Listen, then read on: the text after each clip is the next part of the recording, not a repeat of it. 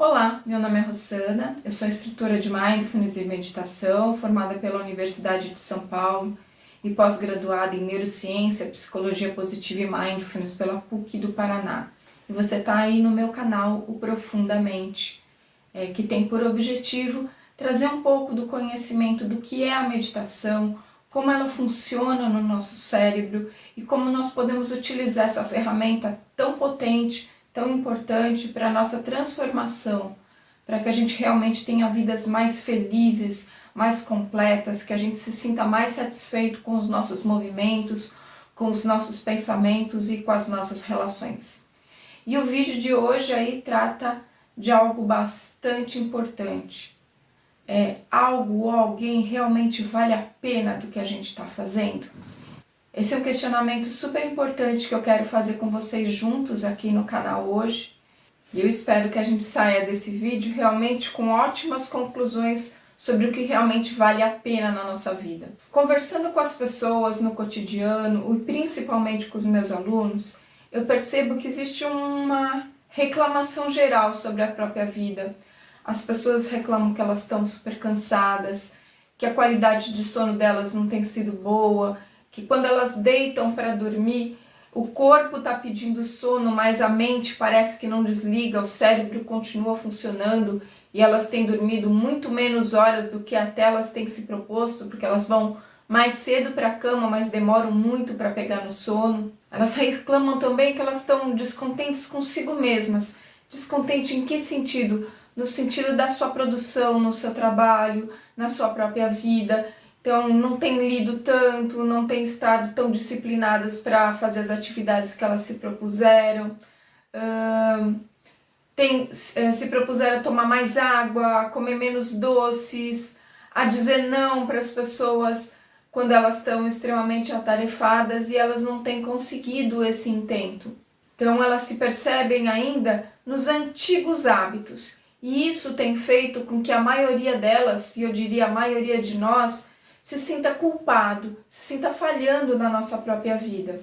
E tudo isso faz sobre nós uma grande pressão.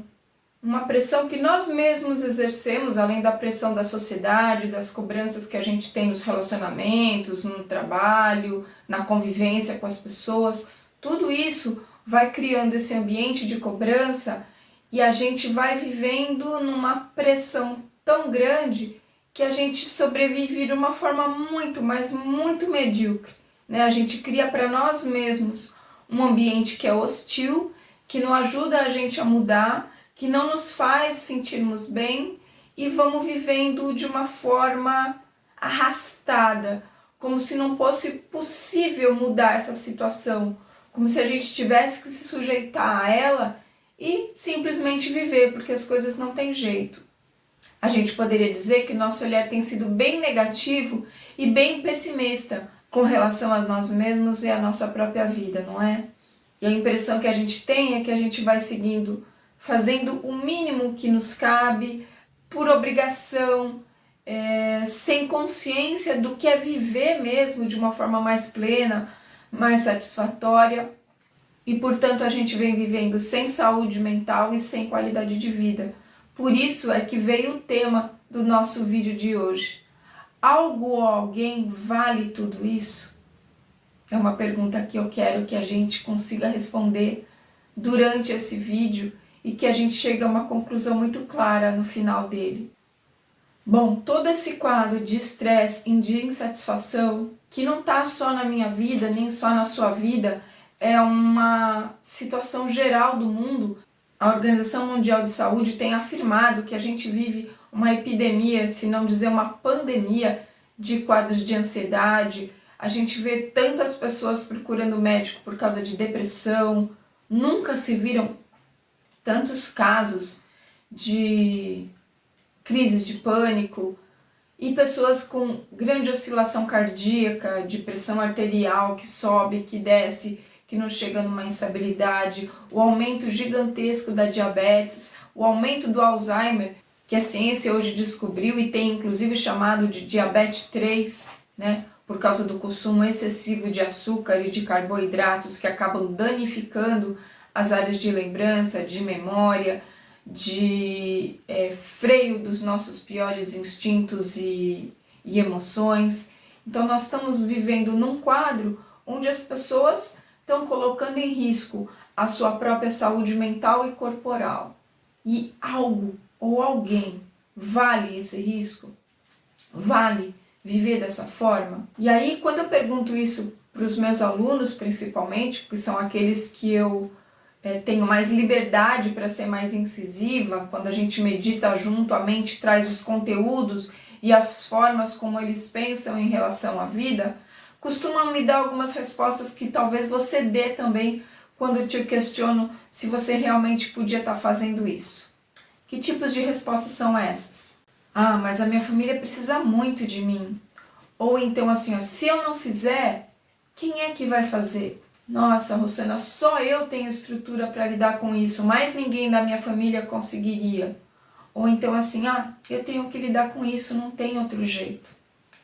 Essas são as falas das pessoas que se acostumam à insatisfação, se acostumam a viver mal, se acostumam com a nossa vida, como a gente disse aí no vídeo anterior, as pessoas se viciam também naquilo que é ruim e vão vivendo, vão sobrevivendo aos fatos, à vida, de uma forma bem medíocre. Às vezes até ganham muito dinheiro, às vezes têm um bom salário, mas apenas sobrevivem às emoções, à convivência, aos relacionamentos, porque não estão satisfeitos. Quando a gente pensa assim, que não tem jeito, é assim que eu tenho que viver, eu pergunto para você agora, se é assim que você vai viver, o que vai ser de você? Porque quando você me diz que não tem jeito, que você tem que assumir essa sobrecarga, que esse tem que ser o seu modo de vida, na verdade você está me dizendo que tudo e todos valem muito mais que você. Que tudo e todos têm muito mais valor do que a sua saúde, a sua felicidade, a sua qualidade de vida. Quando eu estava montando esse vídeo, eu conversei com um amigo meu que me procurou por causa de uma situação que ele está vivendo. Né? Ele sempre teve pressão alta e de repente está tendo picos de pressão baixa, a pressão está oscilando bastante. Ele me contou que às vezes ele está trabalhando e ele tem um sono incrível, que ele desliga realmente. Às vezes ele para alguns segundinhos para descansar e dorme um sono profundo de 2, 3 horas. Às vezes ele fica extremamente ansioso trabalhando, tem tremores nas mãos, começa a sentir um aperto, uma situação desagradável. E aí, visto tudo isso, acaba tendo uma compulsão por comer, vai procurar alguma coisa na geladeira, uma coisa gostosa, um doce. Ou seja, tudo aquilo que ele está fazendo, às vezes para pressão, para o controle de pressão, para a própria saúde, ele tem uma leve obesidade, para o controle da obesidade, acaba saindo do controle e ele não sabe mais o que fazer, porque ele faz o controle de pressão, ele tem o acompanhamento médico, mas esse quadro, por mais que ele procure alternativas, parece que ele vem se agravando. E nós conversamos por mais ou menos 1 hora, né? Onde eu fui mostrando para ele como é que a mente dele está funcionando, o que seria necessário ele fazer, como é que está esse quadro, o que vai acontecer se ele não fizer uma parada aí para recalibrar essa vida, para dar uma nova motivação.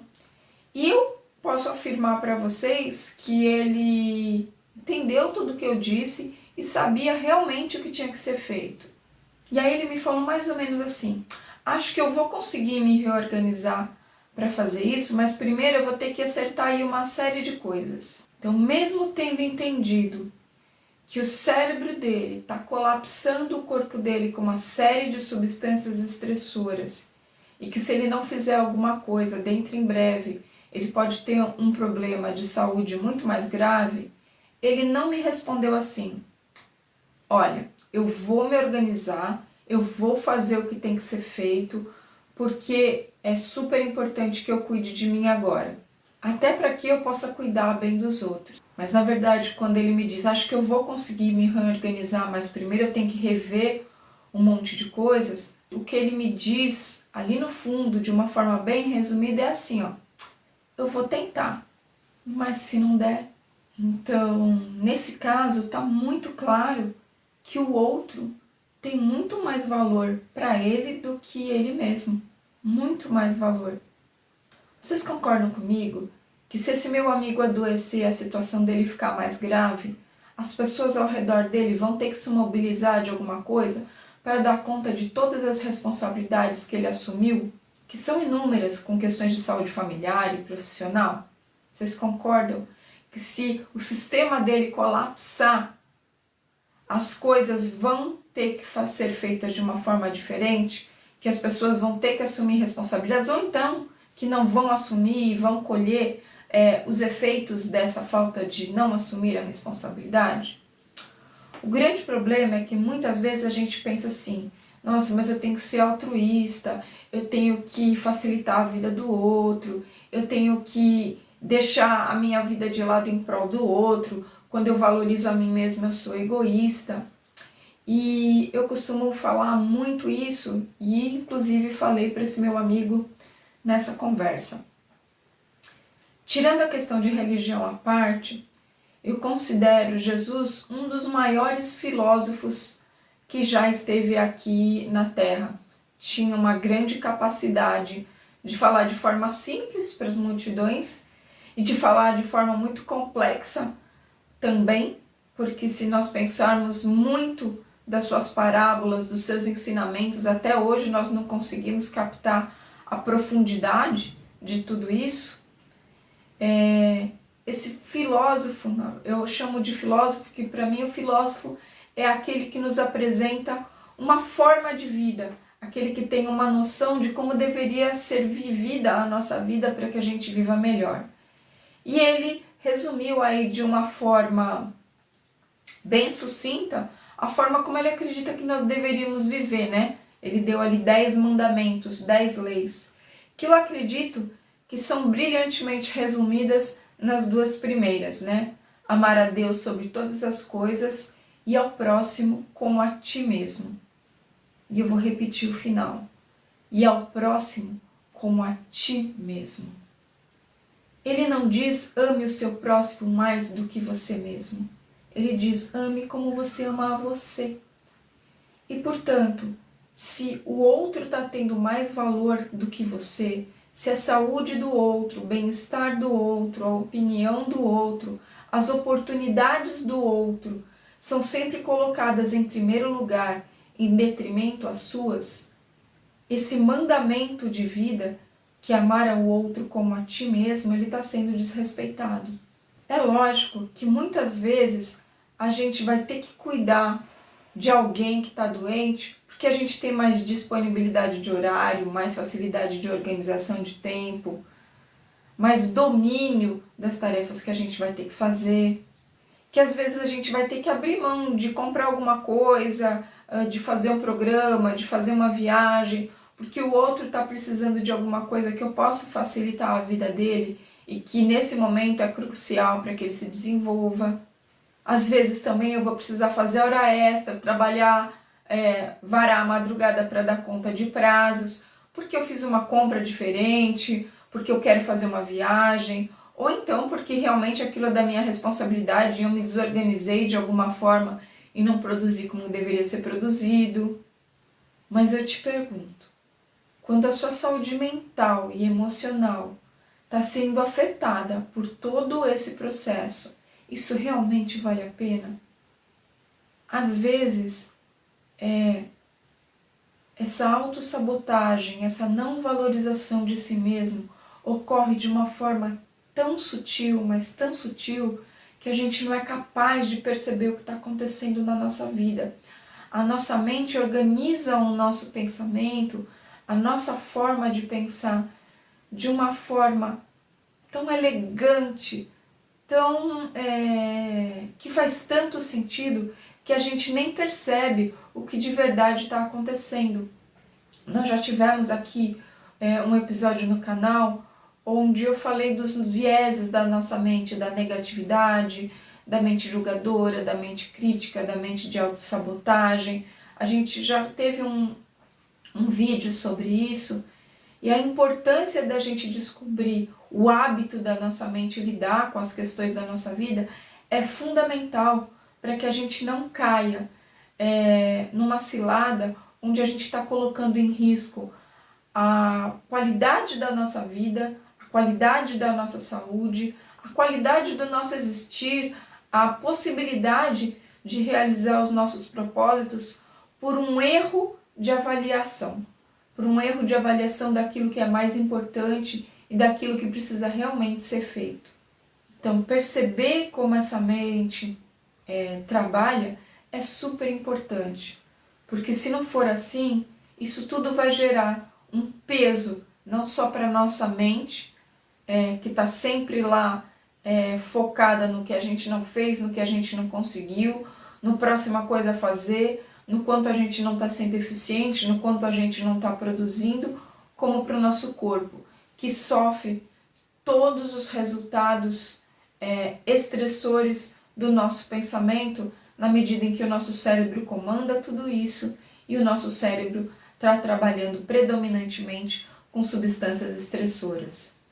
Na literatura científica, o hábito da gente estar pensando de forma pessimista e negativa, não tem jeito, é assim que eu tenho que viver, ou então nesse julgamento, nessa crítica de nós mesmos, é chamado de ruminação mental ou de pensamento obsessivo. E essa parece ser uma tendência da humanidade. Algumas pessoas são mais, outras são menos, mas esse viés negativista e pessimista da mente, ele está presente em todos nós e precisa ser observado e combatido. E isso é praticamente uma herança genética. Se a gente pensar, o homem das cavernas aprendeu a pensar e sobreviveu justamente porque ele tinha o foco em tudo aquilo que poderia dar problema, em tudo aquilo que poderia ameaçar a sua sobrevivência. O homem primitivo vivia o tempo todo pensando em como sobreviver. Para neurociências, o homem primitivo ele só conseguiu sobreviver tanto ao seu ambiente quanto aos predadores, e quando eu falo predador eu não falo só dos animais, mas também as outras tribos, os outros homens que viviam na mesma região, porque ele foi capaz de manter o seu foco naquilo que era perigoso. Ou seja, ele pensava em todo tempo naquilo que podia dar errado na sua vida, de forma que desse certo. Então, a vida de um homem primitivo, na verdade, consistia em cotidianamente evitar a morte, evitar tudo aquilo que pudesse lhe causar a morte. E para isso ele precisava estar se preocupando o tempo todo para que algo ruim não viesse a acontecer com ele. Então a gente vê que geneticamente essa visão negativa da vida, viver é perigoso, sobreviver é ser capaz de prever todos os perigos e todas as instabilidades, geneticamente foi nos transferido, geração a geração. Então, a nossa mente ela foi constituída e a mente do homem primitivo se desenvolveu nesse ambiente e nesse foco. E foi isso que nós herdamos geneticamente. É lógico que a gente não pode afirmar que viver hoje é viver na ausência do perigo, de forma nenhuma. Mas em nada se compara ao perigo que era viver na Idade Antiga, na Idade Média, por exemplo. É muito comum a gente ouvir relatos de pessoas que ficam preocupadas quando escutam passos atrás dela, elas estão caminhando. É super comum a gente ver as pessoas preocupadas em não tirar o celular da bolsa na rua com medo de ser assaltadas, andar com a bolsa colada ao corpo com medo de que alguém leve essa bolsa, o medo de andar com uma janela aberta no trânsito, o planejamento para ir de um lugar a outro, para não passar em determinados lugares que elas consideram perigoso. Há bem pouco tempo a gente viveu uma pandemia que a gente tinha medo do contato do outro, né? Se o outro tossisse a um metro de nós, a gente já ficava desesperado. Viver ainda hoje é perigoso. Se a gente pensar em tudo que a modernidade trouxe de ruim, trouxe muita coisa boa, mas trouxe de ruim também, viver é perigoso. E a gente corre perigos a toda hora, mas é uma vida bem diferente do homem primitivo. Só que se eu pensar, a minha mentalidade continua sendo igual a ele. Eu tenho que sobreviver nessa vida, eu tenho que sobreviver ao meu emprego, ao meu patrão, eu tenho que sobreviver à minha relação ruim, por exemplo, na minha casa, eu tenho que sobreviver ao assalto, à qualidade da minha alimentação, ao meu pouco sono. Eu estou replicando a mentalidade do homem primitivo. E isso é muito triste, não é? A gente está replicando a mentalidade de um homem que viveu milhares de anos atrás. Tanto tempo já se passou, tanto a gente evoluiu e o nosso cérebro ainda funciona de uma forma muito semelhante de programação. E toda a agilidade de informação que a gente tem hoje em dia colabora para isso. E toda essa mentalidade do homem primitivo, essa visão negativa da vida, ela é explorada até hoje, inclusive na nossa mídia. Se a gente assistir um telejornal, é um desfilar de problemas, de coisas que estão dando errado. Se a gente rodar as redes sociais, é um desfilar de notícias ruins, de novos golpes, de acidente, de trânsito. Isso por quê? Porque a mente humana, programada desde a sua ancestralidade para o viés negativo, adora uma notícia dessa. Ela se fixa no que é negativo justamente por causa dessa sobrevivência. E a mídia, o marketing, explora isso brilhantemente. Eles sabem que o ruim, a catástrofe, aquilo que não faz bem dá ibope. Eles sabem que isso tende a prender mais a mente, que vai ficar mais atenta na questão da sobrevivência, do que, por exemplo, fazer um noticiário onde o bom, o belo sejam propalados. Como a mente ainda está funcionando de forma primitiva e as pessoas não percebem esse hábito, o ruim dá ibope. E a gente sabe disso. A gente sabe disso muito bem. Se a gente prestar atenção, boa parte do conteúdo das nossas conversas com os nossos amigos se resume a fofocas, né? A gente sabe aquilo que aconteceu com fulano e geralmente o que a gente vai ressaltar é o que aconteceu de ruim, ou um mau comportamento, alguma coisa que o fulano não devia ser feito. E também, quando alguém nos pergunta, e aí, como é que você tá? Como é que foi seu dia? Geralmente, o que nós respondemos para essas pessoas se refere aos nossos problemas, às nossas angústias. Dificilmente a gente fala tudo de bom que aconteceu na nossa vida, né? Se tá tudo bem, a gente fala, tudo bem, meu dia foi ótimo. E acabou ali. E pessoas que estão mudando esse hábito, que estão começando a dizer, nossa, meu dia foi ótimo, isso deu certo, foi assim, foi assado, eu fiquei contente com isso, com aquilo. Geralmente são pessoas que a gente acaba taxando de metida, de fora da realidade, pessoas que querem, fulano quer fazer inveja da vida que ele tem, né? A gente está tão viciado no que é ruim, que o que é bom parece, no primeiro momento, nos violentar, nos fazer mal. Parece que a gente não está preparado para o positivo, para o bem, para o belo, para o bom. Parece que isso ainda é uma utopia, algo que a gente ainda não está pronto para viver. E eu vou dar um exemplo bem fácil da gente perceber isso. Imagina que você fez um novo corte de cabelo, ou que você preparou um bolo para levar numa reunião de amigos, ou que você acabou de concluir um projeto lá no seu serviço. Imagina que você fez algo para alguém, para um grupo de amigos. E aí, você recebe 10 avaliações sobre isso. Então, vamos supor que eu acabei de cortar o meu cabelo e eu recebo 9 elogios, né? 9 pessoas falando como ficou bom, como ficou diferente, como remoçou, nossa, achei tão legal, vou fazer um corte semelhante também. A gente recebe 9 elogios e uma única crítica. Eu te pergunto, no que você se fixa?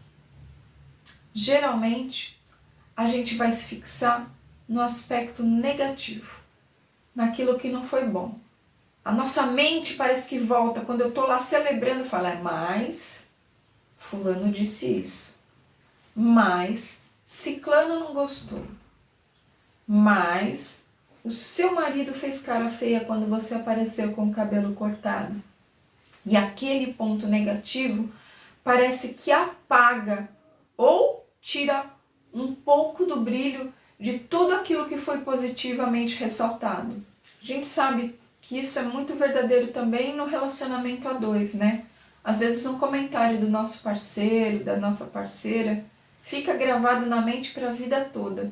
Coloca em risco todo um relacionamento, às vezes faz ele terminar, às vezes torna aquele relacionamento insatisfatório, ruim, por um bom tempo, até pelo resto das nossas vidas, tudo porque a nossa mente tem a tendência de se fixar naquilo que é negativo, naquilo que não é bom. É como se ela falasse assim pra gente, olha, não fica muito feliz não, porque, né, que é o viés da mente protetiva. Ela prefere que você se acostume com a infelicidade do que você se iluda com a felicidade e lá pra frente você sofra, você se decepcione. Então é melhor você estar atento, porque aquilo que está muito bom pode ficar ruim de repente, né? Isso as pessoas falam, nossa, tá tudo muito bom, vai acontecer alguma coisa. Nossa, tá dando tudo muito certo, alguma bomba vem por aí. A gente fala, a gente verbaliza isso. A gente acaba chamando isso, né? De tanto que a gente tem esse foco nessa negatividade. Nós vimos aí em outros vídeos aqui do canal que aquele pensamento que é mais constante, que ele é mais repetitivo, ele acaba fortalecendo determinadas conexões neurais. E essas conexões neurais que se tornam mais fortes, que se tornam mais potentes, elas acabam moldando o olhar que a gente tem sobre a nossa vida. Elas acabam determinando a forma como a gente vai viver. E se a gente fizer uma autoanálise rapidinha, aí, alguns segundos, você der uma pausadinha nesse vídeo e pensar, nossa, será que eu sou assim? Eu tenho certeza que você vai achar muitos aspectos pessimistas e negativos do seu pensamento, a não ser que você já tenha agora o hábito, você já instalou o hábito saudável de se observar e de mudar, ou seja, que você já é um meditador mais assíduo, mais disciplinado. Então, Rosana, mas será que é assim mesmo? Bom, a ciência já conseguiu comprovar alguns efeitos dessa ruminação mental. A ruminação, ela causa hiperatividade ou hipoatividade em algumas regiões do cérebro, trazendo aí problemas na nossa clareza de pensamento, de tomada de decisão e de visão mais positiva e otimista. Vamos ver alguns desses efeitos. Por exemplo, a ruminação mental, ela traz uma hiperatividade da região do córtex pré-frontal dorsolateral, que é a região que trabalha com o processamento dos pensamentos negativos. Então, quanto mais eu penso negativamente, quanto mais eu tenho foco no problema, mais essa região trabalha, mais negatividade eu vou enxergar na minha vida, mais pessimista eu vou ser com relação às minhas ações, a tudo que eu tenho que fazer, e mais essas conexões neurais vão sendo potencializadas e definindo a visão que eu tenho da minha vida e definindo a qualidade da minha própria vida. A amígdala cerebral, ela também vai receber um impacto de hiperatividade. Essa região, ela tem todo o processamento das nossas emoções, principalmente do medo e da ansiedade. E quando ela é ativada, ela libera uma série de hormônios estressores, dentre eles o cortisol, que nós já estudamos aqui, tivemos um vídeo unicamente sobre os efeitos do cortisol na nossa mente, esse cortisol em excesso acaba prejudicando não só a nossa atividade mental, mas também o nosso corpo físico. Outro efeito da ruminação mental sobre o nosso cérebro é a hipoativação do nosso córtex pré-frontal. A região do córtex pré-frontal é onde ocorre o pensamento crítico, ou seja, aquele pensamento que avalia as situações e que propicia a tomada de decisões. Quando essa região ela é hipoativada, ou seja, ela recebe todo esse efeito do cortisol, a gente tem uma dificuldade em ter clareza para analisar uma situação e tem dificuldade de tomar decisões mais acertadas, mais sábias. E, portanto, dificuldade em encontrar a solução para os nossos problemas. Sabe quando a gente fala assim, nossa, se eu tivesse pensado melhor, se eu tivesse parado para pensar? Então, justamente o pessimismo e a negatividade da nossa mente, desse hábito de pensar, impede que a gente faça essa parada. Ela está num movimento automático de sobrevivência, a gente não consegue parar, pensar melhor e, portanto, tomar as melhores decisões. E não raro a gente se arrepende, né? Nossa, se eu tivesse me contido, eu não tivesse falado isso, se eu não tivesse aceitado de primeira, se eu não tivesse me precipitado. Isso são coisas que várias vezes, quando a gente está analisando o nosso dia, a gente começa a frase assim, quando a gente vai olhar determinadas situações. Tudo isso por causa da hipoatividade do córtex pré-frontal devido ao excesso de hormônios estressores, principalmente o cortisol. E por fim, todo o nosso sistema de recompensas é desequilibrado quando existe um excesso de pensamentos negativos e pessimistas. Eu vou perdendo o prazer de viver e isso causa um desequilíbrio, porque eu começo a pensar da seguinte forma: não adianta eu fazer nada, esse quadro não vai mudar. Não adianta, eu vou ter que me conformar com essa situação ruim. Não adianta, a minha vida é assim. E isso vai causando um desequilíbrio, principalmente na produção dos neuromoduladores de prazer e felicidade, dopamina e serotonina, respectivamente, que faz com que as situações que me geram prazer sejam cada vez menores. E isso causa uma série de compulsões que a maioria de nós tem. Eu, por exemplo, quando estou muito cansado, estou muito triste, eu tenho a mania de procurar uma coisa gostosa no meu armário, na minha geladeira. Talvez você também seja assim. Nossa, eu preciso de uma coisa gostosa. E ultimamente é até engraçado, porque eu tenho trabalhado de forma a não ter as coisas gostosas aqui em casa, para que eu não caia nesse problema. E aí vem também a sensação de desprazer. Puxa, você nem tem nada gostoso em casa para combater o desprazer. Então eu tenho o desprazer de não ter nada para combater o desprazer, né? Vira uma bola de neve, mas algo que é perfeitamente administrável e trabalhável. E isso implica aí as várias compulsões, o alcoolismo, o tabagismo, o uso de drogas, as pessoas que se viciam em sexo, em excesso de atividade física, ou seja, elas vão procurar uma forma de produzir fisicamente, de uma forma mais fácil, esse prazer que a mente delas, que o raciocínio não está conseguindo trazer. Quando elas não conseguem ver saída, então, já que eu não tenho saída, eu vou me proporcionar um prazer para conseguir aguentar essa vida que eu estou levando. Bom, frente a tudo isso que a gente conversou, a gente já tem aí uma boa ideia do que esse pessimismo, esse negativismo, ele causa na nossa vida, tanto no nosso corpo quanto na nossa mente. Isso porque o nosso corpo ele é necessariamente comandado por toda a nossa atividade cerebral.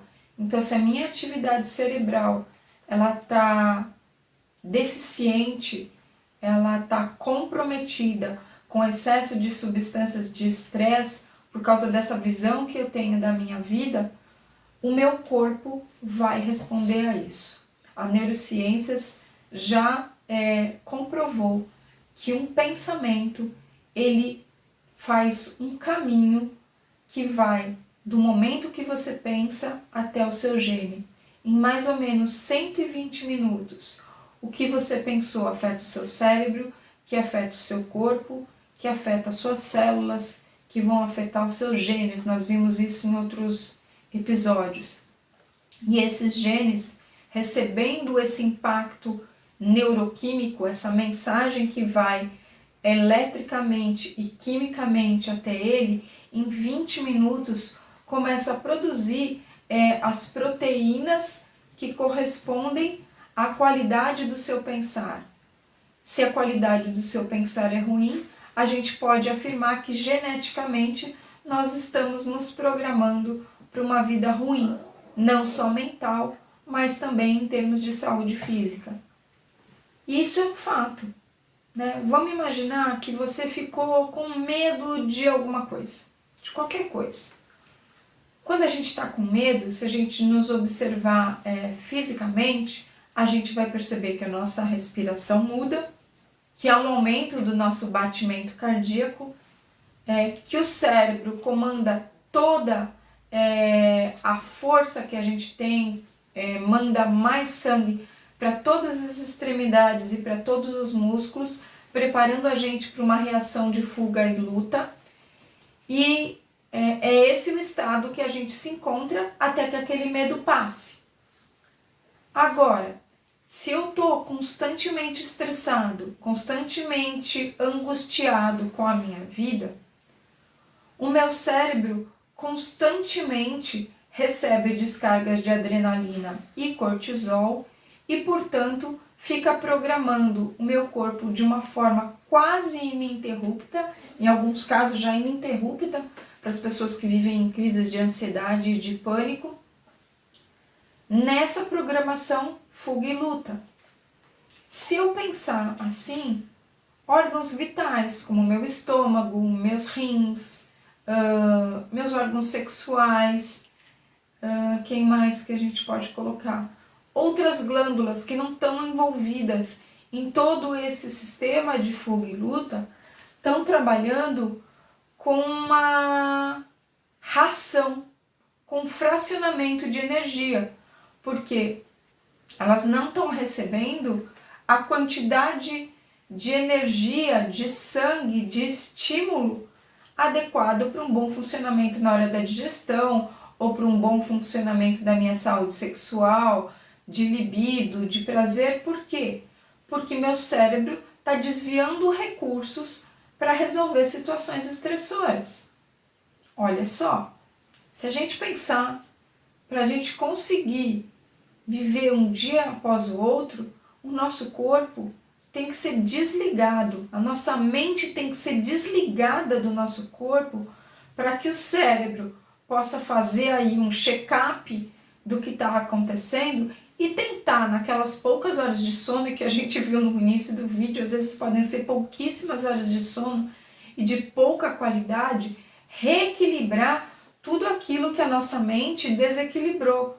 Toda aquela visão pessimista e negativa de sobrevivência que a gente tem o hábito de manter, e se esse hábito não é só geneticamente, se nas nossas famílias nós somos criados dessa forma, na forma do pessimismo, do negativismo, do só ver o problema, é assim que a gente aprendeu também, então essa herança genética também é despertada por todo o aprendizado que a gente teve na nossa família.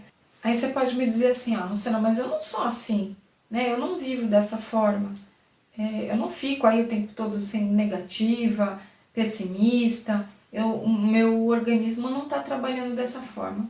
Eu vou dar um exemplo bem bobo, né? Mas eu tenho certeza que depois, se você parar para meditar, ou seja, só para pensar um pouquinho na forma como você tem vivido, você vai encontrar outros.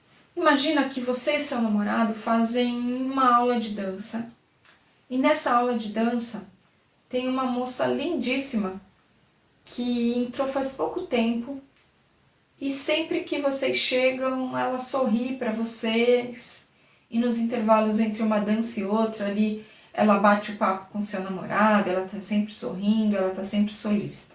Se você tem uma autoestima muito boa, se você confia muito no seu namorado, se você conseguiu estabelecer uma relação, uma base bastante sólida, de boa. Isso não te estressa.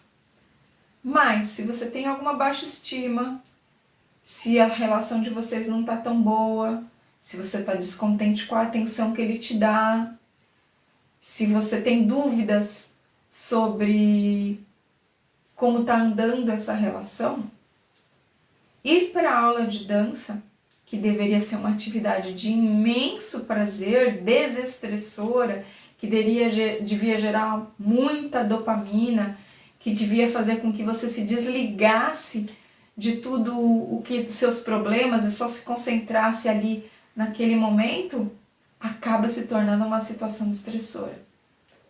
Porque a cada vez que ele for tomar água e ela estiver no bebedouro, você vai entrar no módulo de luta e fuga. A cada vez que vocês chegarem e ela sorrir para vocês, você vai começar a ficar observando o seu namorado para ver qual é a reação dele com relação a ela. E isso a gente faz diariamente. Numa análise, nós vamos encontrar diversas situações do nosso cotidiano que eram para nos trazer satisfação, que eram para ser momentos de relaxamento e que acabam se tornando situações estressoras. Era para o meu corpo relaxar, era para minha mente ser capaz de observar o bem, o belo e o bom, e a minha mente se foca naquilo que pode ser um problema. E no limite, se a gente pensar, quem tem esse foco pessimista e negativo acaba se matando um pouquinho todos os dias, porque não percebe isso. E de sabotagem em sabotagem, de descarga de hormônio estressante em descarga de hormônio estressante, acaba fazendo mal a si mesmo como um todo. Frente a tudo isso que a gente conversou, se a gente voltar e na forma como eu comecei o nosso vídeo de hoje, contando para vocês a conversa que eu tive com aquele meu amigo, quando ele me disse: eu acho que eu vou conseguir me organizar para fazer tudo isso que você me falou, ele tinha a certeza de que ele tinha tomado uma decisão de mudança de vida.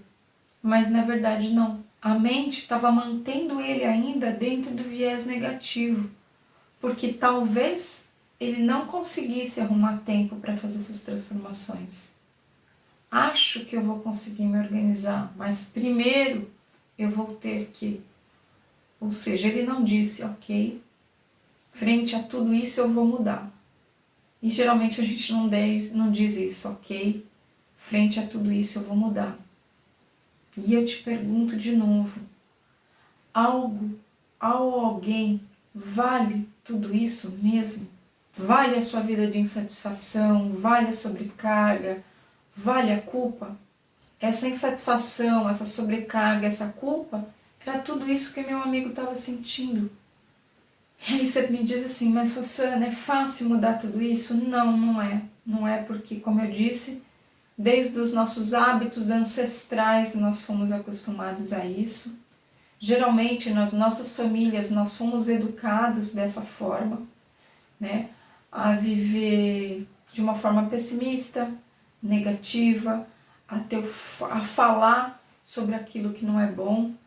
E pior, às vezes, pelo exemplo familiar, a gente percebe que pessoas que reclamam ou que estão sempre falando como elas estão mal, elas estão tristes, elas percebem que aquilo é o momento em que as pessoas dão atenção para elas e que elas resolvem alguma carência. Então, elas falarem que elas não estão bem, elas falarem das dificuldades, é um momento onde elas conseguem captar a atenção de algumas pessoas. E aí elas se viciam nisso, mesmo como um mecanismo de compensação. Então, muitas vezes, quando eu falo, nossa, hoje eu não estou bem, na verdade eu estou pedindo, presta atenção em mim, né? Então, eu uso um mecanismo para ter atenção, para ter o carinho, para ter uma palavra, ou até para ganhar um docinho e um bolo de alguém, para compensar a forma como eu estou. Mas a gente tem uma luz no final do túnel. Da mesma forma que a ciência comprovou todos os efeitos desequilibradores dos pensamentos negativos e pessimistas sobre o nosso cérebro e sobre o nosso corpo, ela também tem comprovado que é possível modificar esse hábito, como eu disse, não é fácil, mas é possível, e que é possível reverter toda essa situação em termos de equilíbrio cerebral e, portanto, reverter toda uma situação de saúde e de qualidade de vida, não só física, mas mental e emocional para o meu corpo. Uma das formas de chegar a esse equilíbrio, já comprovada pela ciência, que vem estudando desde 1990 até hoje, e quanto mais a aparelhagem, a tecnologia se desenvolve, as ressonâncias magnéticas, as imagens do cérebro funcionando, vão ficando disponíveis, mais os cientistas têm comprovado aí os efeitos da meditação, os efeitos benéficos da meditação sobre o nosso cérebro. Então, se conseguiu provar que a meditação é uma estratégia extremamente eficaz de intervenção e de mudança da nossa forma de viver a vida e de planejar o nosso futuro. E é um alento, né? Embora esses padrões de viés negativo eles estejam na nossa biologia, no nosso ambiente, na nossa criação, na forma como nós vemos a nós mesmos, tudo isso é possível de ser alterado.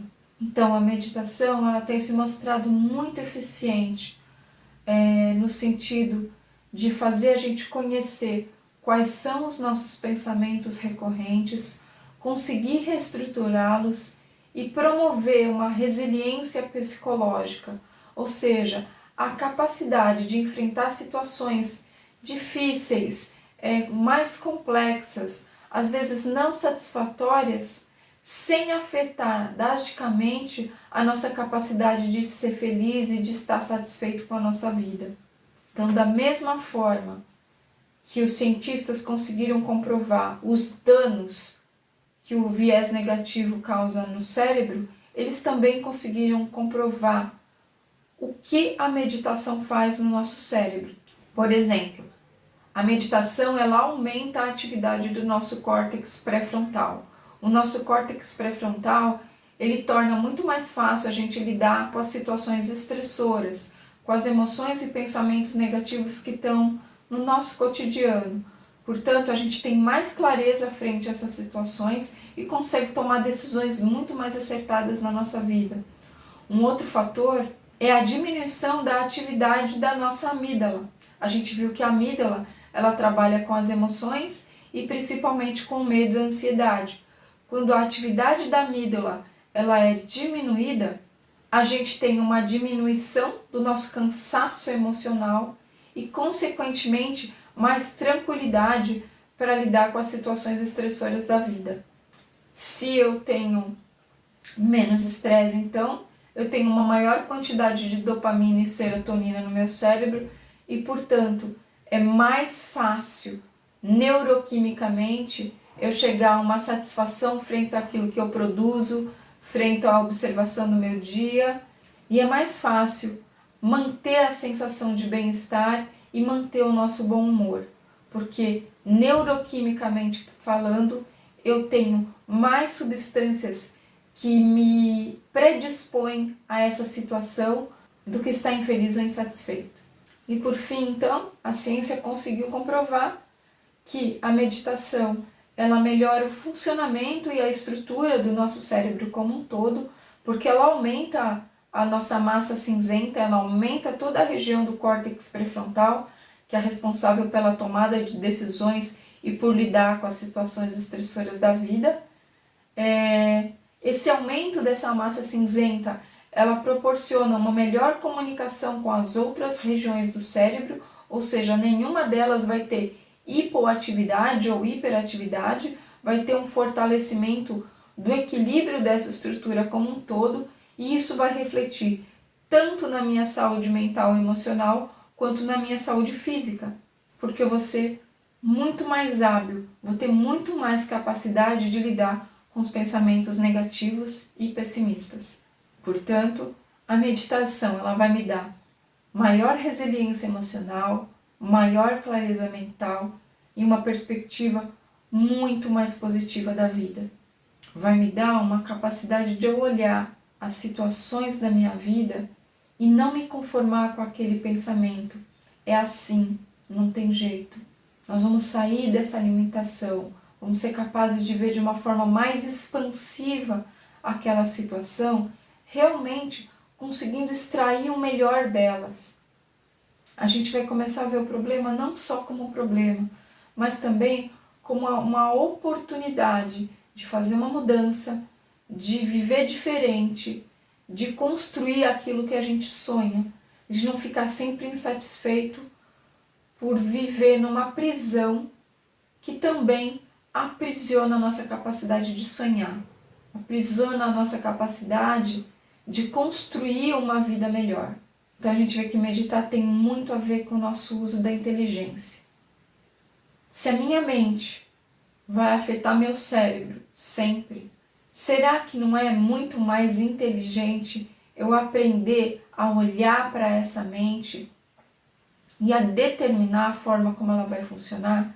Se eu vou gastar tempo e energia, será que não é melhor eu gastar tempo e energia modulando a minha mente, fazendo as mudanças necessárias para que aquele cansaço no final do dia seja aquele cansaço de realização, seja aquele cansaço de puxa, foi duro, mas eu consegui, seja aquele cansaço de assim, ó, eu tô vendo eu caminhar no sentido de uma mudança, de eu ser um ser melhor, de eu cuidar mais de mim, de eu ser mais feliz, de eu ter mais bom humor, de eu ser aquela pessoa mais agradável nas relações.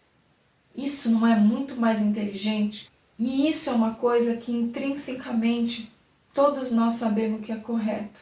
Intrinsecamente a gente sabe que é assim que tem que viver. Parece que já existe aí uma programação também no nosso cérebro que lá no fundinho ainda resiste, ainda funciona como antídoto a esse padrão que o homem primitivo impôs ao modo de pensar e ao modo como o nosso cérebro desenvolveu. Eu digo isso porque muitos filmes têm essa temática. Se você tem a minha idade, aí por volta dos 50 anos, deve se lembrar de um filme chamado Feitiço do Tempo, que eu acho que é de 1993, se não me engano. E ele tem um enredo muito parecido com muitos filmes agora já da atualidade, né, que a gente assiste na atualidade, e que demonstram exatamente isso que eu estou colocando para vocês. Nesse filme aí, O Feitiço do Tempo, a personagem principal, o Phil, ele acorda todos os dias no mesmo dia, né? E ele vai repetindo interminavelmente esse dia até que ele consegue implementar a mudança do hábito, mudar o seu pensamento, de forma que realmente a partir daquela mudança ele tivesse uma outra perspectiva de vida. Então, ele sai do feitiço do tempo quando ele consegue, observando tudo que ele estava fazendo, tudo que ele estava pensando, quais eram as ações dele, agir de uma forma mais positiva, de forma a levar ele a ter uma vida mais satisfatória e mais feliz. O fato é que esse filme Feitiço do Tempo e vários outros que você deve ter lembrado aí conforme eu fui narrando aí o enredo do filme, eles têm uma mensagem muito, mas muito explícita. O hábito pode nos levar a viver uma vida repetitiva, sem significado, dura, cansativa. Mas sempre é possível mudar, sempre é possível pensar de uma forma diferente para viver de uma forma mais satisfatória.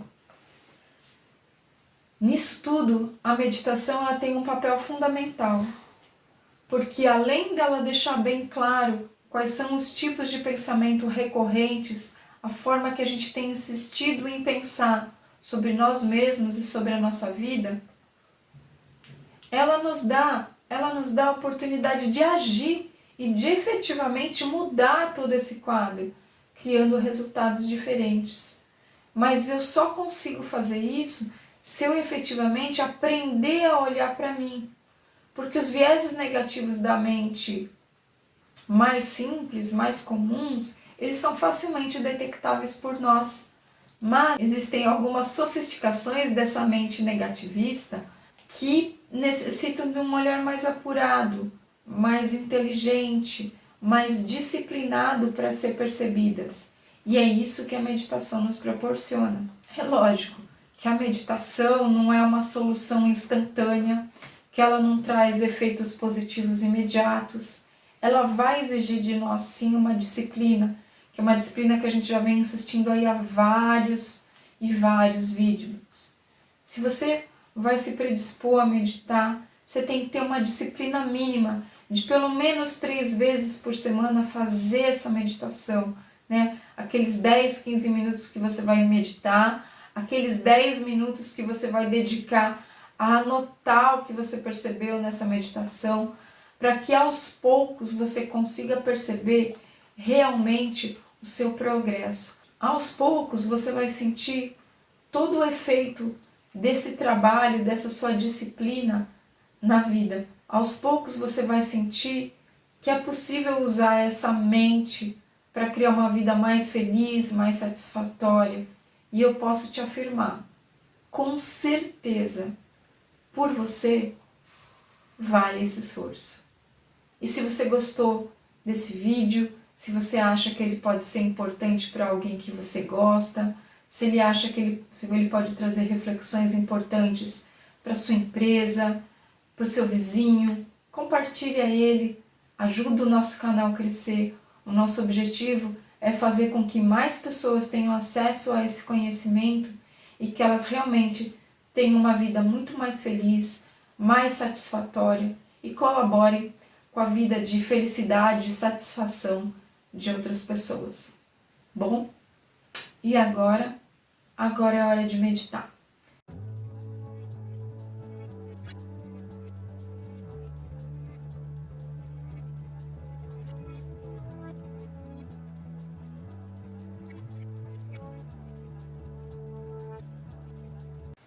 Feche os olhos, ajuste a sua postura no assento.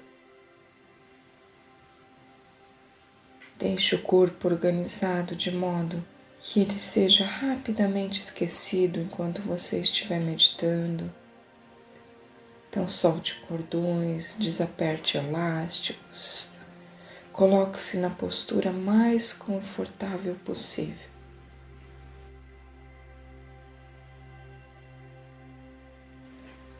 E vá marcando o início dessa prática com uma respiração mais profunda.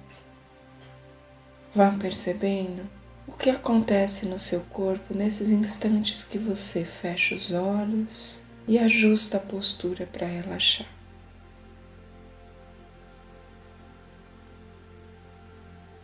Se essa é a primeira vez que você faz uma prática meditativa, observe o que o seu corpo lhe traz de informação. Alguma dor, algum ponto de tensão, incômodos. Apenas observe. Se você já está acostumado a práticas meditativas, observe o seu corpo, o que acontece nesses instantes de pré-preparo para uma meditação.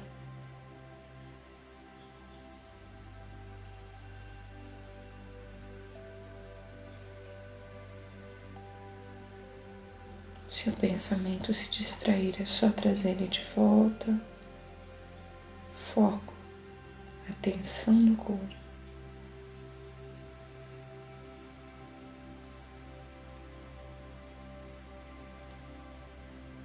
Inclua agora nessa sua observação o observar da respiração.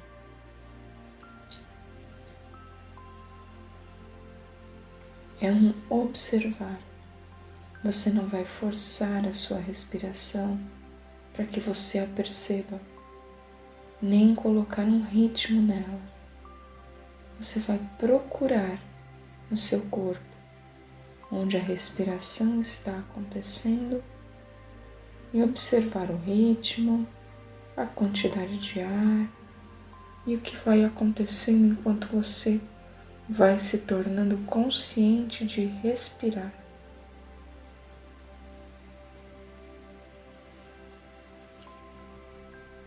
O pensamento de se distrair é só trazer ele de volta quantas vezes forem necessárias, sem julgamento, sem crítica, aceitando que essa é a forma que a nossa mente trabalha e que aos poucos ela vai sendo disciplinada com os exercícios de foco e de atenção que nós vamos realizando dentro da meditação. Então, se seu pensamento saiu do exercício, apenas retorne gentilmente, aceitando e disciplinando-se novamente. Estamos aqui agora, sentados, conscientes de como está o nosso corpo e a nossa respiração.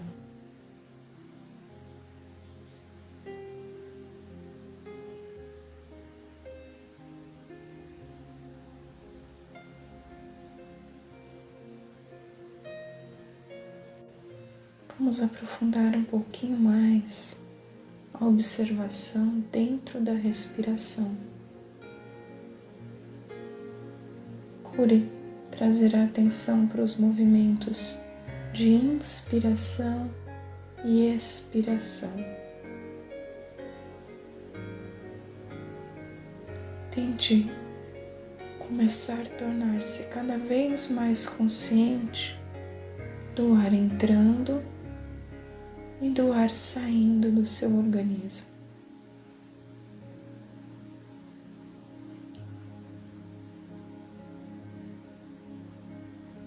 Sem forçar a respiração. Se ela estiver bem calma, é aí que você tem que usar todos os seus atributos de atenção e de foco para perceber esse movimento do ar entrando e saindo das suas narinas.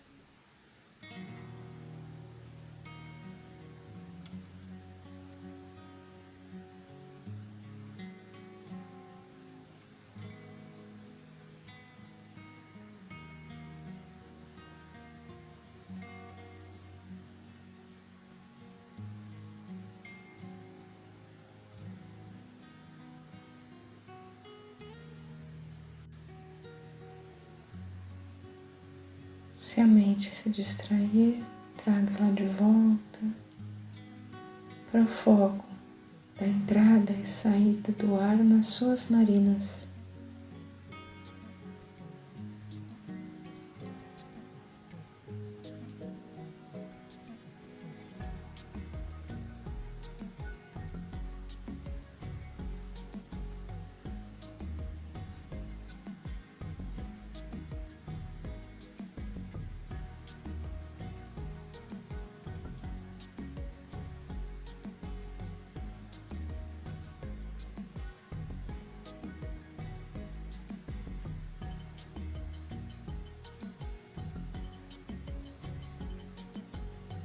Estamos aqui agora sentados, conscientes do nosso corpo, do estar respirando e observando a movimentação do ar dentro das nossas narinas.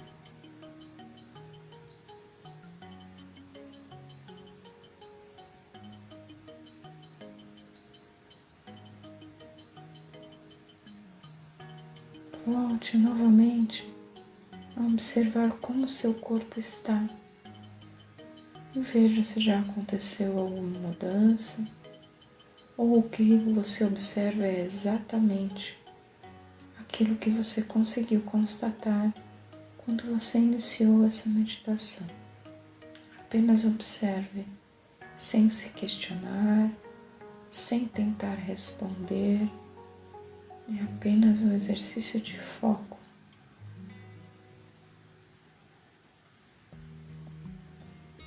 Perceba como você está fisicamente novamente.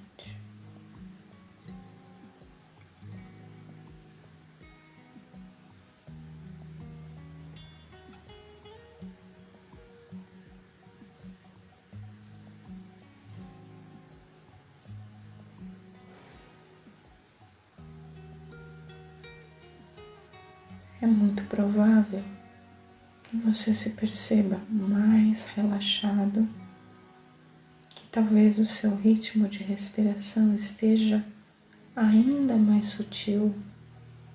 E se isso não tiver acontecido, não há problema algum.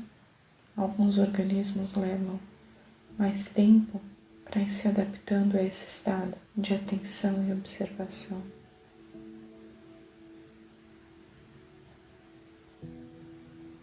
Agora busque na sua mente qual foi o primeiro pensamento que você teve esta manhã.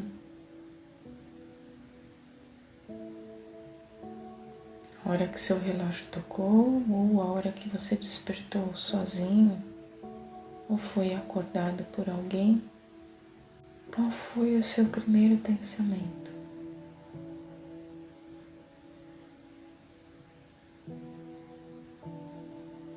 Sem julgamentos, sem culpa, aceitando a atividade da sua mente como ela é.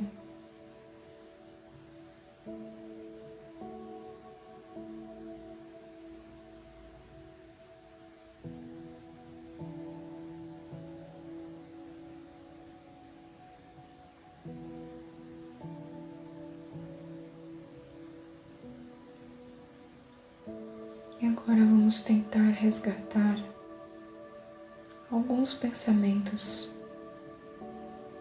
que costumamos ter ou que tivemos durante esse dia. O importante é que você deixe os pensamentos vir livremente, sem nenhuma ação de crítica, sem nenhuma censura, sem julgar-se, aceitando esse momento e todas as informações que chegarão até você, para que você possa perceber quais são os vieses de negativismo e pessimismo presentes na sua mente. Somente a consciência desses vieses é que vai nos permitir atuar de forma a mudar esse tipo de pensamento e, portanto, diminuir a carga estressora do nosso corpo, ter mais qualidade de vida neuroquímica e mais qualidade de vida no que se refere aos movimentos da mente. Que tipo de pensamento vem à sua mente quando você pensa sobre você? Como você completaria a frase com 3 adjetivos? Eu sou.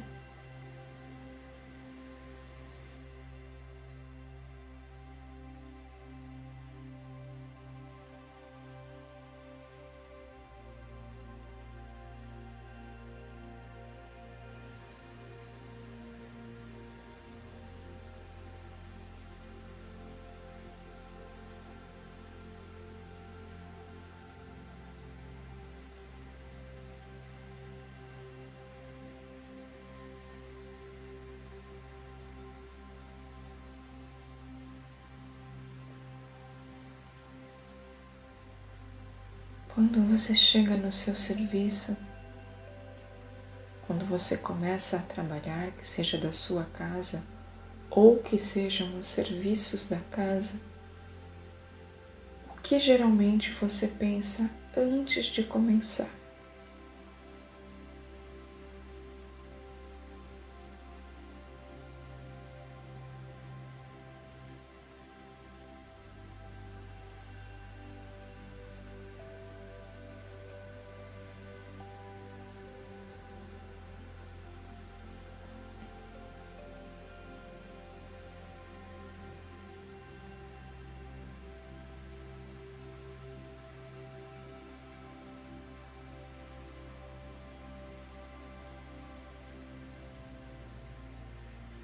Quando eu te pergunto como está a sua alimentação, como você me responderia?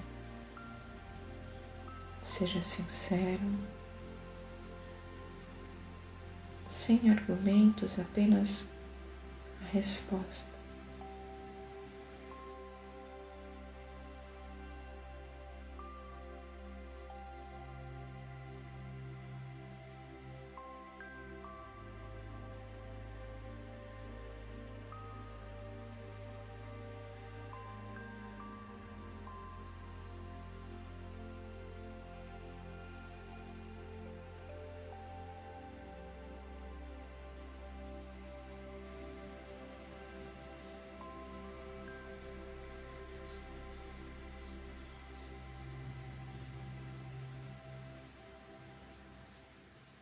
Como você anda cuidando da sua saúde física?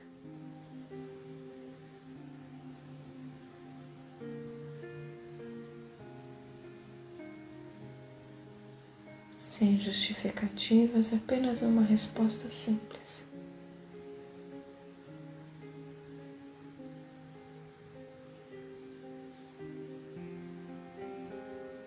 Como você classificaria, no geral, o relacionamento que você tem com as pessoas que moram com você na sua casa? Se você mora sozinho, você pode observar o seu relacionamento com animais, plantas, ou então com os vizinhos.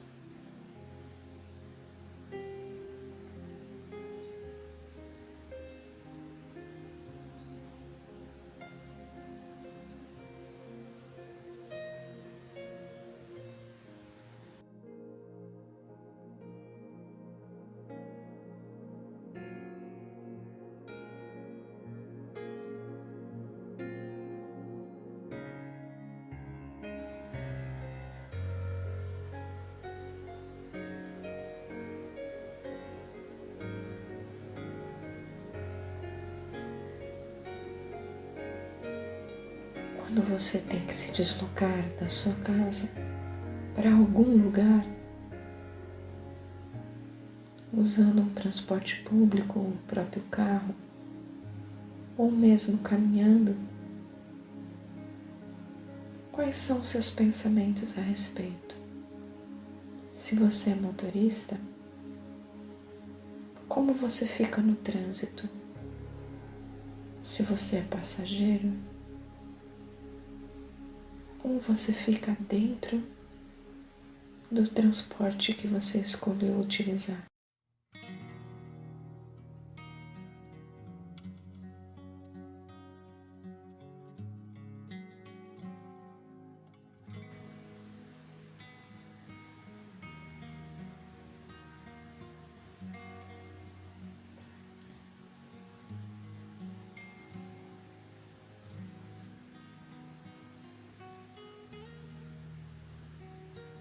Geralmente, quais são as suas considerações, os seus pensamentos sobre clima e temperatura no seu dia?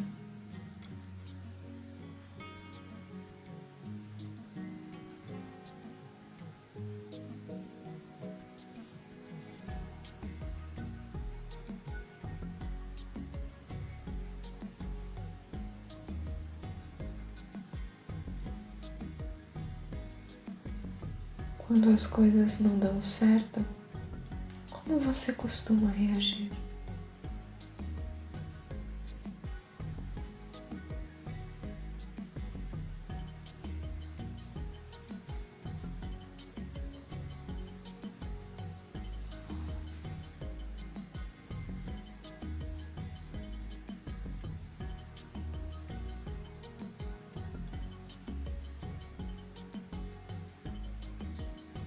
Se você está num relacionamento,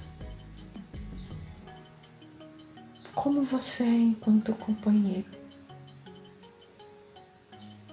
Se você está sozinho, o que você pensa a respeito disso?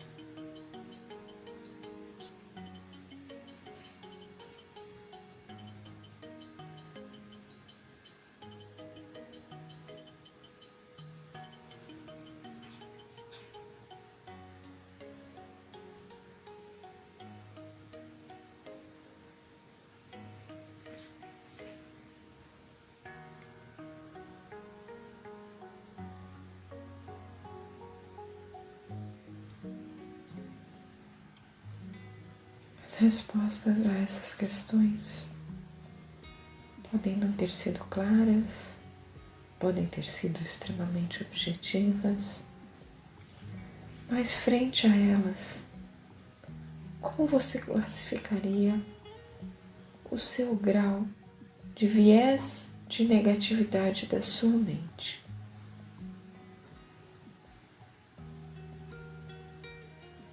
Isso é apenas uma contagem, não uma crítica, não um julgamento.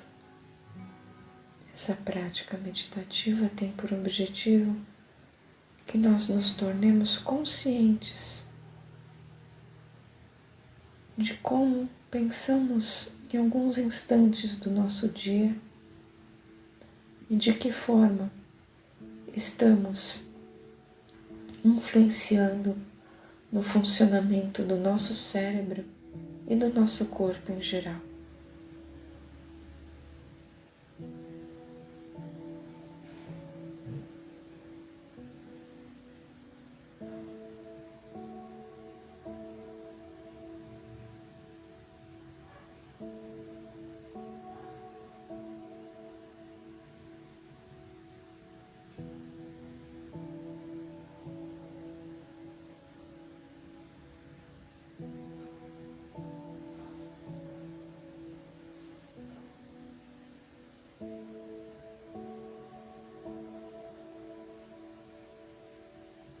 Frente a tudo o que você analisou,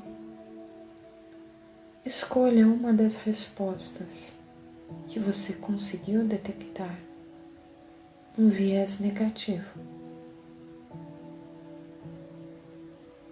Qualquer uma delas serve. Talvez a que chamou mais atenção, a que a negatividade ficou mais evidente.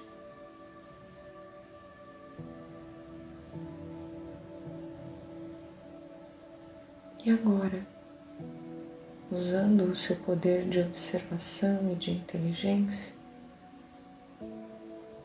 transforme essa resposta dentro da sua realidade numa ótica positiva, ou se isso ainda não é possível, numa ótica menos negativa. Como você poderia pensar sobre esse ponto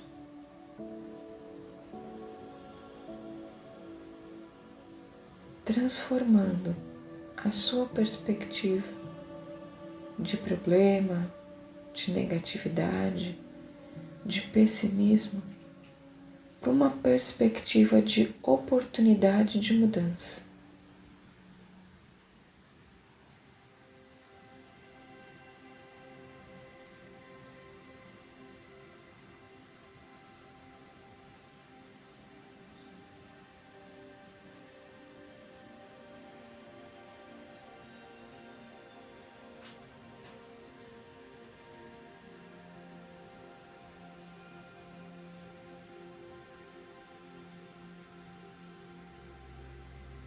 Imagine-se agora agindo exatamente dentro dessa perspectiva que você conseguiu elaborar. Imagine você na situação que você selecionou, tendo um pensamento, uma ótica de oportunidade de mudança, de positividade e de otimismo dentro dessa situação.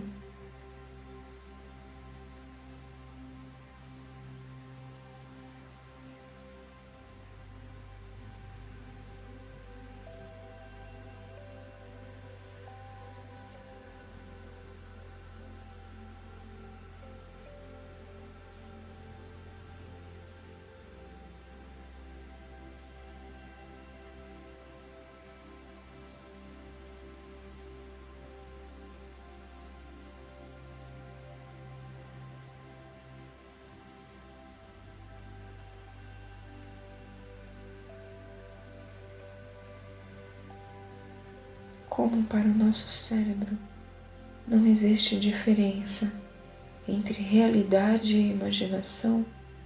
Este movimento mental que você criou fez com que toda a neuroquímica atrelada a esse novo pensamento atingisse o seu corpo.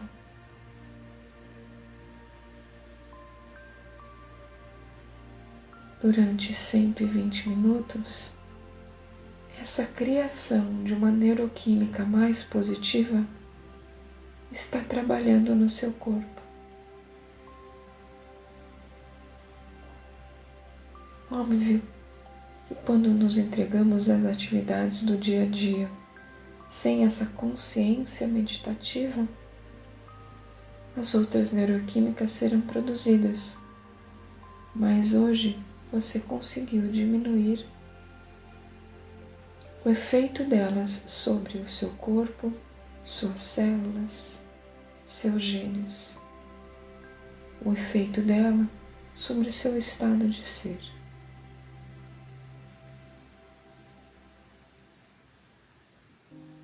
Nos próximos dias que se seguem a essa meditação, continue se observando dos pontos elencados para percebermos os vieses negativos. Não se julgue, não se critique por perceber a negatividade. Este é realmente o objetivo deste exercício. Mas com a prática, talvez você perceba alterações no seu modo de pensar nessas coisas simples do cotidiano. Se possível, ao fazer a alteração do padrão de pensamento, use a mesma situação durante alguns dias, até que você se sinta realmente vivendo aquela situação, que aquilo é real, que o seu corpo experiencia uma nova forma de olhar o mundo.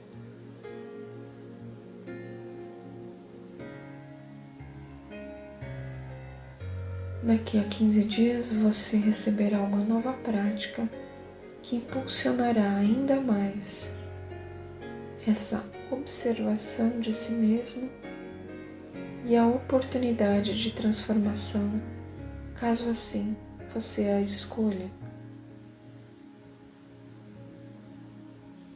Faça uma respiração mais profunda.